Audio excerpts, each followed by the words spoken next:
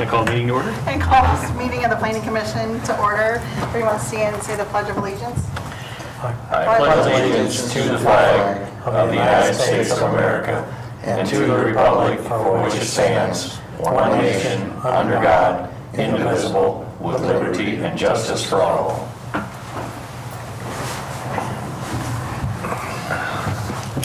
Okay.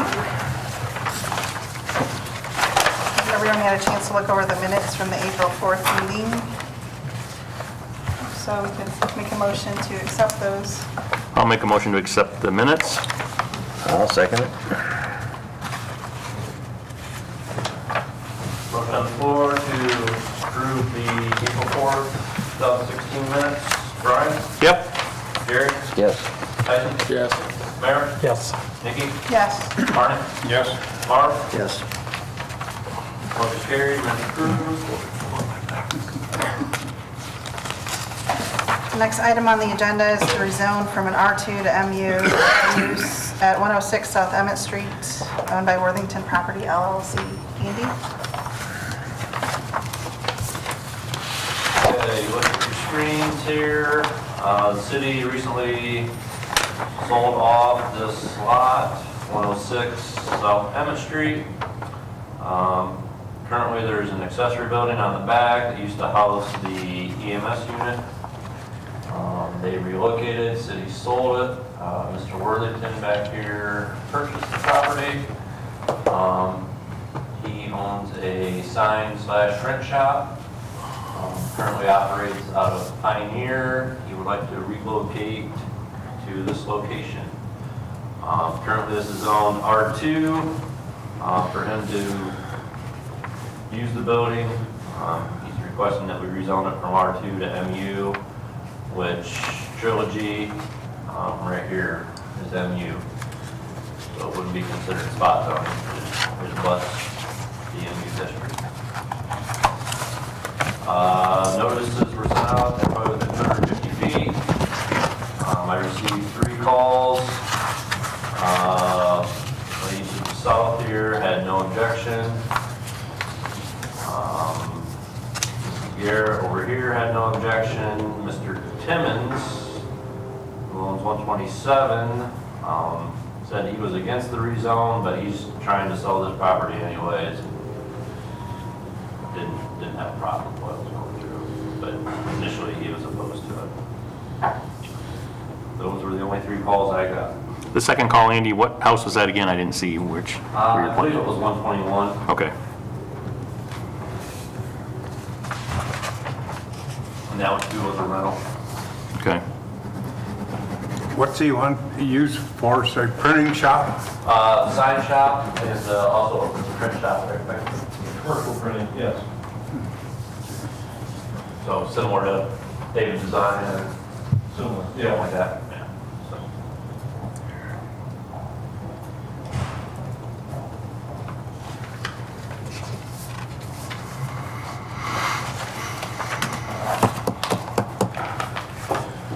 Okay, is there anyone from the audience here to speak? Key, do you have any concerns? Fire Chief, do you have any questions or concerns? Utilities Office. Does anyone on the board have any questions or concerns? No, I mean, I'll just state that it's been used as a theoretical commercial district for years. You know, it used to be part of the funeral home, and there was some question before the auction whether it actually was zoned commercial or not. The auditor's website had it listed on their website as commercial, but that was just the use and how it was taxed.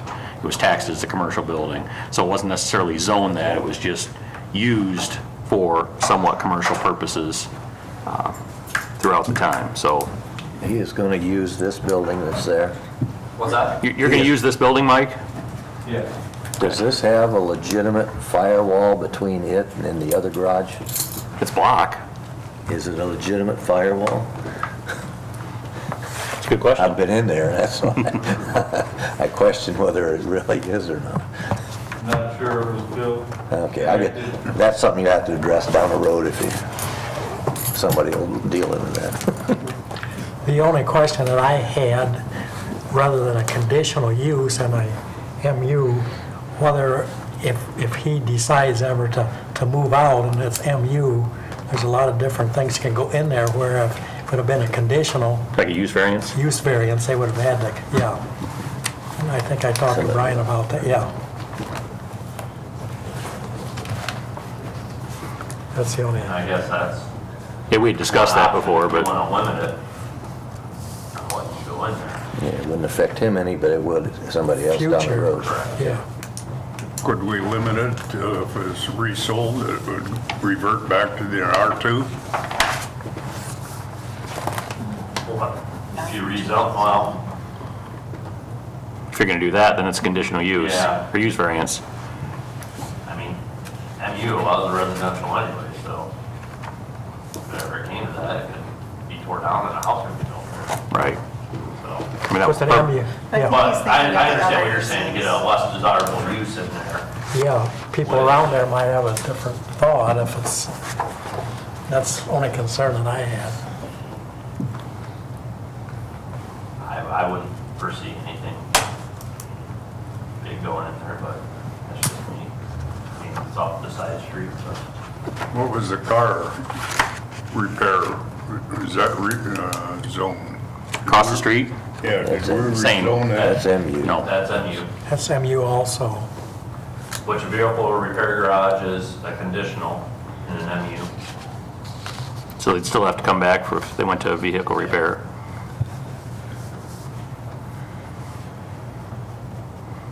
Would there be any outside storage of materials of any kind? Currently, I don't have a need for that. If there would be storage, I would probably try to house it in some sort of a structure, you know, be on that premise in the parking lot area, get another structure built, or rent another facility for some storage. Then that would become a conditional in that, Right. yeah. If you're talking like this Okay. 8x8 shed or something you could put up, sits in the parking lot, Right. store stuff in there. Exactly, yeah. But that's conditional, would have to be approved. Not 140. accessory building, if you just had it laying on the parking lot. Outdoor storage, including outdoor operations, conditional in MU. Right, but if he buys an 8x8 shed and puts it on the property, conforming to code. As an accessory structure. Right. Now, if you just had like pallets or something laying out there, then yes. That's a I'd different say- story. Yeah. Yeah.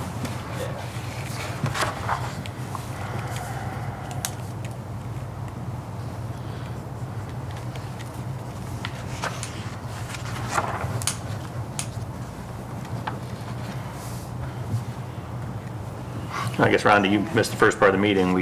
Andy had went over, he had 3 calls, 2 of them had no objections. One was directly south of it, one was across the street. And then there was another one across the street and 3 houses south that at first he seemed to be against it, but he's selling his house, so he didn't seem concerned about it as well. So as far as opinion from the public, there was no major objections, just so you're up to speed on that part of the meeting. And Trilogy is MU also, right? Correct. Trilogy is MU just to the north of it, correct. And- We are directly adjacent to and touching an MU district. And the garage to the east is Right. is MU too. MU. Yeah. Right, the building that Mr. Mansfield owns, correct, is also MU across the street.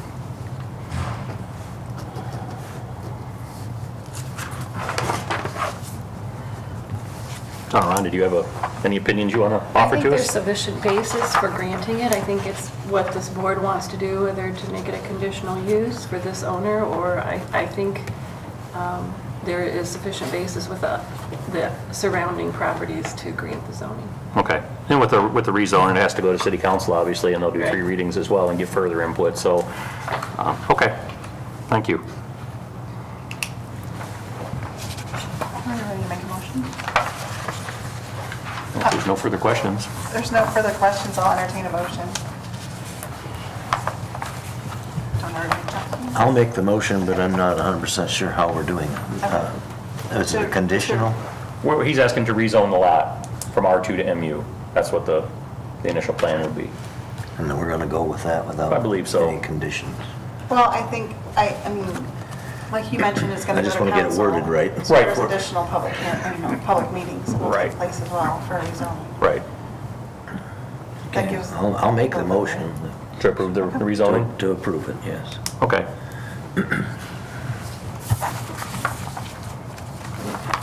I'll second the motion.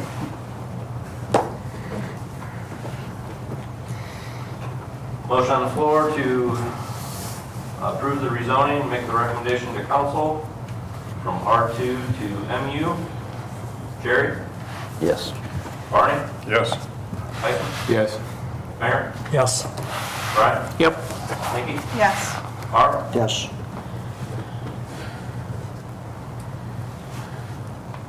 Motion carried, rezoning approved. We will make that recommendation to council 2 weeks from tonight for the first reading.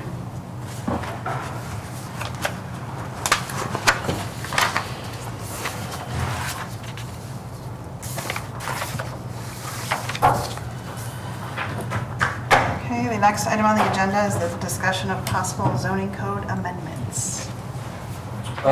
Just wanted to open this up, get us thinking about it, try to have a couple meetings on this.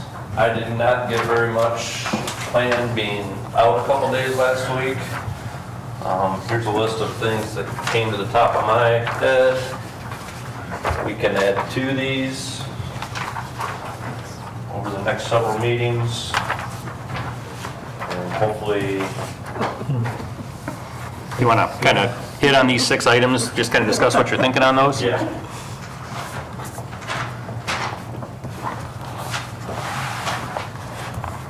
The first one there has to deal with pools.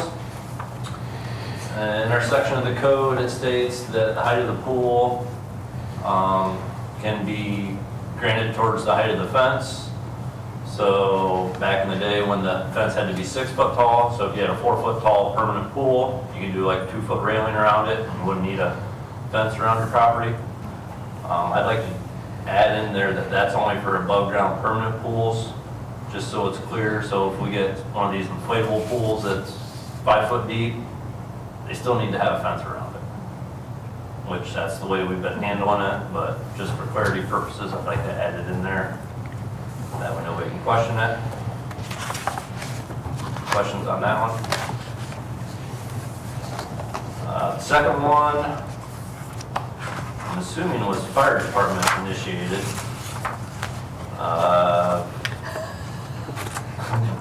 And in here to change the 12-month rule for a burnt structure to 6 months to get it remedied, which, depending on insurance and all that good stuff. Bruce, you got any input on that one? That's kind of been our standard, is for properties that don't have insurance, we'll give them 6 months to start the process. Those folks who have insurance, it's kind of been our inside policy of 120 days from the insurance company to remedy the situation, either raise the structure or repair the structure.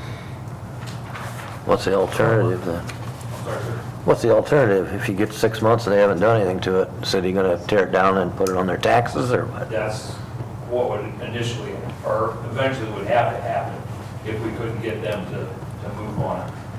Yeah, I would end up condemning the structure as a city engineer, and then we would go through that process and then do just that. Take another 6 months. Oh, yeah, take a few months, correct. We're looking at that on another structure right now, You're so. probably looking, by the time you get all said and done, you're probably looking at 12 months. And then you move through the legal process. Just changing the rule from 6, you still From got 12 to 6. Yeah, but you're starting the process sooner. Right, correct. Yeah. Yeah, we'd be starting 6 months So, like, sooner. you put it at 4 months for everyone, and then extension if they request an extension.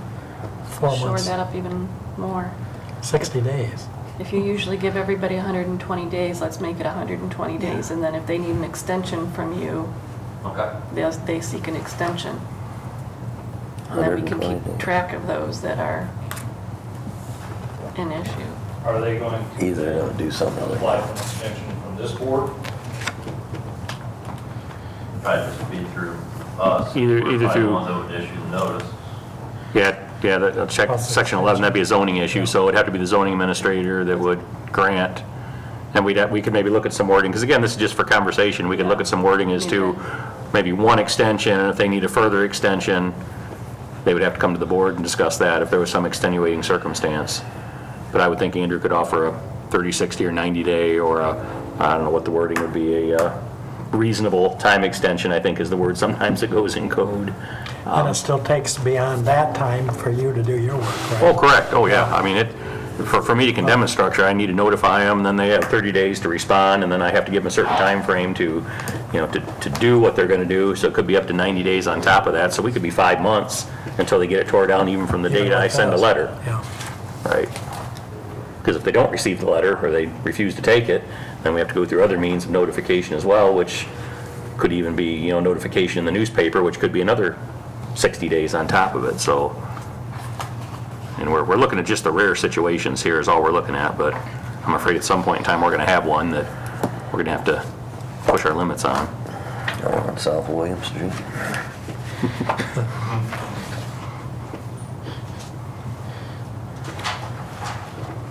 The third one is the one we hit on last month, changing the pavement radius from 35 feet to 48 feet to meet the new fire code standard.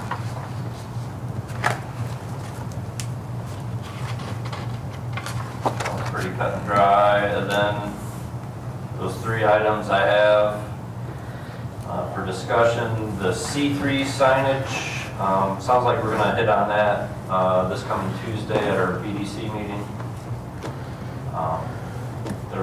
Sounds like they want to look at making the rules a little bit more relaxed, but that's more to color scheme, things like that. Maybe some changes to the lettering. Right now, they're about 12 inches. Yeah. We're talking about maybe doing away with that. I think the size is going to stay the same, 2 foot, but I'll know more Tuesday after meeting with them. Temporary signs, this came up a couple years ago due to elections. Talked about changing the size. Right now, I believe they're allowed 6 square feet.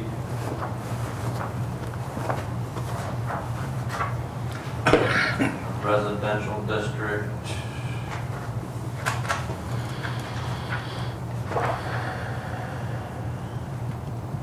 They're allowed 6 square feet. We talked about changing that. Of course, that hasn't been an issue the last couple of years. Right, there's some new case law out on that we're going to have to look at, because that regulation has to be a rational relationship to your reasoning. So, and the size has to be a rational relationship to your reasoning for why you've had that size in there. We'll talk about it. That's going to be an in-depth discussion. Okay. And like I said, it hasn't been an issue the last couple times, but We have a contested election, sometimes it comes up.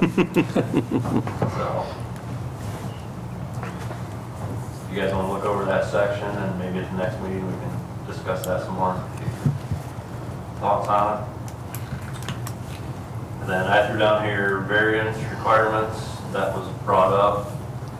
Do we want to look at maybe changing some of those? Because as it was said, it's more of a popular vote than what we're following now, so. Right, the code sometimes specifically states, they have to have, hardship or something like that, so we either need to get more firm with our stance on hardship or lax the code a little bit, depending on how we feel. If it says they're not allowed, it shouldn't be allowed. Right. And if it causes a problem, then we need to rewrite it. Right, correct. And if it doesn't cause a problem, well then, Yeah. we need to hold firmer with our code and Yes. offer less variances. So, do you guys have anything that you'd like to see changes that I can do some more research on for next meeting? Well, I guess if you do, just make sure you get with Andrew or I have Bryan. one thing, when you send us a notice for like this meeting today, Okay. and the property, we know where the property is, and it's gonna be changed from this to this, or the request is, Okay. can't we have the information of what is gonna be planned for this property? So we have a heads up before we come in here. Okay. It gives us a little more time to, if we want to look something up, we know what we're looking up. Okay. I guess that was going to be my comment too. I'm used to seeing like and I'm not saying you have to do a full-on report by any means, but just maybe a little bit Just more a information little brief. beforehand. What's That going was- on? Yeah, that was Yeah. Nikki. She emailed me this morning, and I got back. We also have been getting a lot of community concerns with unsightly properties. And I don't know if we can put anything in there with a little more teeth on and what we have, but what one person thinks is unsightly, the other one doesn't. We really, Well, and some of those are different sections of the code though as well. Not a lot of those are in Chapter 11, planning and zoning. Yeah. You know, a lot of those unsightly structures are, you know, in Chapter 5 and whatnot, deal with the garbage, but there are, Fences. Right. That's about the only thing yeah. in Chapter 11.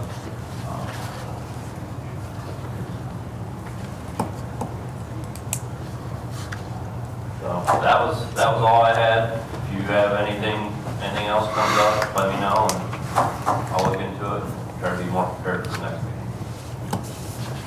I mean, Chris, I know you got a full, Well, on the full use slate variance, all on the that. use variance, yeah, I can see that, but this is more of a rezone, so it opens up everything. So, yeah, I see your point. If he's gonna put a strip club in, we ought to know that. Not allowed. that's only an I-2. Yeah, That's here, not allowed. yeah, I know. No, it's not me. Not enough parking either.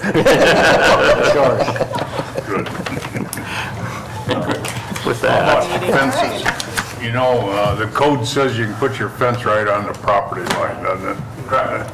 And I think that should be changed to at least 30 inches off the property line.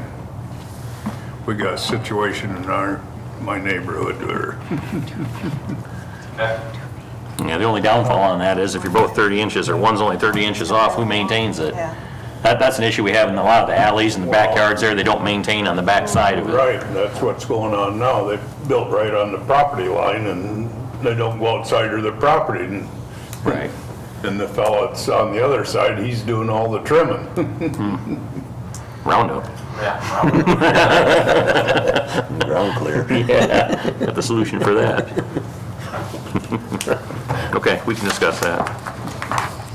All right. I move we close the meeting. I'll second that, Mayor. Maybe they'll use the fence for whatever. Okay, motion on the floor to adjourn. Mayor? Yes. Brian? Yep. Tyson? Yes. Jerry? Yes. Nikki? Yep. Barney? Yes. Marv? Yes. Motion carried, meeting adjourned.